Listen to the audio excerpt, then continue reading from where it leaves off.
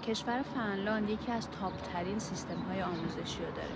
فکر میکنین دلیلش چی باشه؟ یکی از دلایلش اینه که این سیستم آموزشی تمرکز زیادی روی متفاوت بودن افراد در امر یادگیری داره. هر فرد با استعداد متفاوت، نیازهای متفاوت باید آموزش متفاوتی رو دریافت کنه. شما نمیتونین همه بچه‌ها رو سر یک کلاس بشونید و به همشون با یک سیستم واحد آموزش بدید. المان بعدی که این سیستم آموزشی رو به تاپ ترین سیستم آموزشی دنیا تبدیل میکنه ایجاد محیط آموزشی تعاملیه.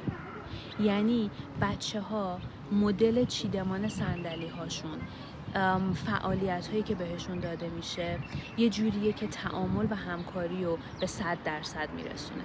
فعالیت هایی که بهشون داده میشه فعالیت های گروهیه. بچه ها یاد میگیرن چجوری تیم آپ بکنن، چیزی که متاسفانه ما توش خیلی ضعیفیم. فاکتور بعدی که این کشور رو به تاپ ترین سیستم آموزشی رسونده اینه که به جای اینکه تمرکز روی امتحانات و نمره و کارنامه باشه، تمرکز روی توسعه مهارت‌های زندگی هستش. بچه‌ها به جای اینکه نگران باشن که چه نمره‌ای میگیرن، پس میشن، فیل میشن، بیشتر آموزش پیدا میکنن، آموزش میبینن که مهارت‌های زندگی یا همون لایف اسکیلز رو یاد بگیرن.